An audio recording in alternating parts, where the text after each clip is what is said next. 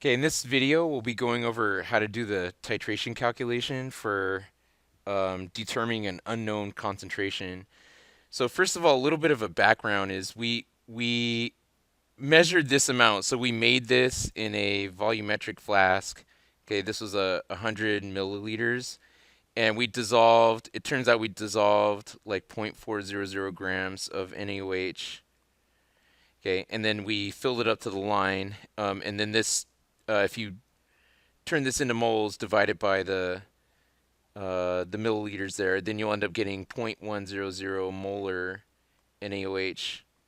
So that's what's in here. We have and then we measured out 25 milliliters of the 0.100 NaOH, and that's what's in here. Okay, but is it really 0.100 molar NaOH? That's what we're trying to figure out in this lab.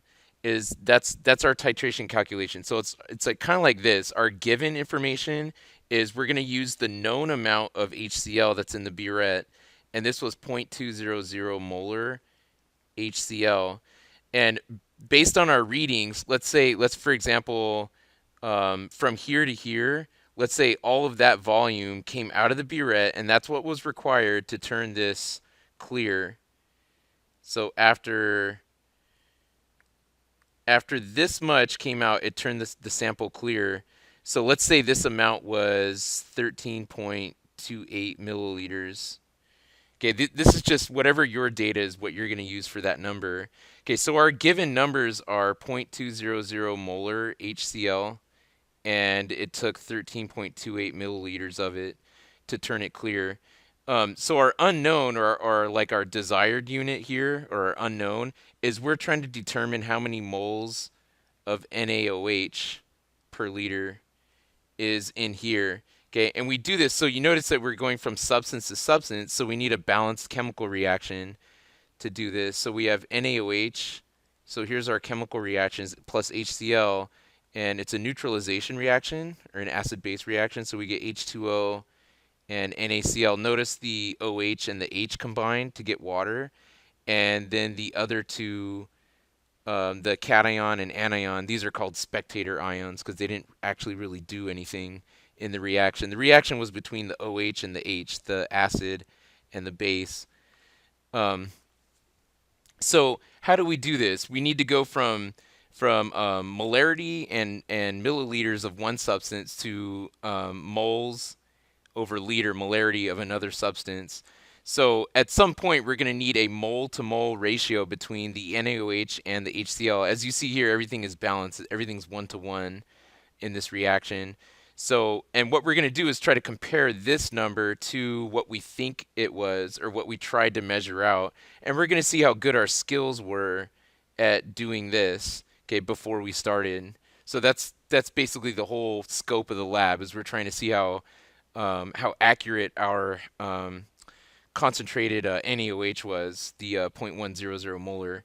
So let's go ahead and do this. And we're used to doing this with grams up to this point in the year, but we'll be doing plenty of these throughout the years, going from molarity in liters. That's just as good as giving you grams. So a molarity in a liter, so we're going to go like this, moles of HCl over liter.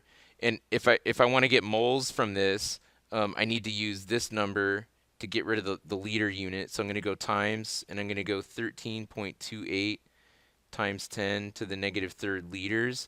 Now you guys should be using what you got from delta V, which is your VF minus your VI. That's what you should be using there. So the liters cancel. Now we did a mole to mole step. So it's 1 mole of these react for every mole of HCl that reacts. So we're going 1 mole of NaOH over 1 mole of HCl. So those two units cancel.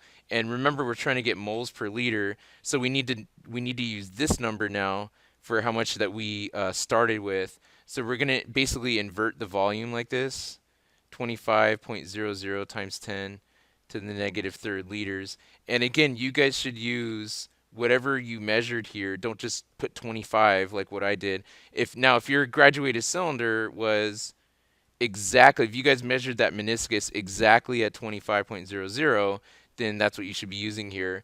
I know some groups they did a little bit less because they knew they would just be dividing at the end anyway. So that's which is totally fine. That's actually a smart thing to do is not sit there and make the graduated solar say that. Um, anyway, so now we just type this in. So we get 0.200 times 13.28 to the negative third divided by 25 to the negative third, and I get this number. So I get 0.10, and now I should have 3 sig figs because of that number. 0.106 moles per liter. Okay, which is a little bit off from the NaOH. So we're going to do a percent error. And so for percent error, we're going to do our actual minus our expected yield divided by the expected times 100. And this should be absolute value. So for our percent error, then we get our actual 0.106 minus the expected, which is 0.100, divided by the expected. So I'm going to get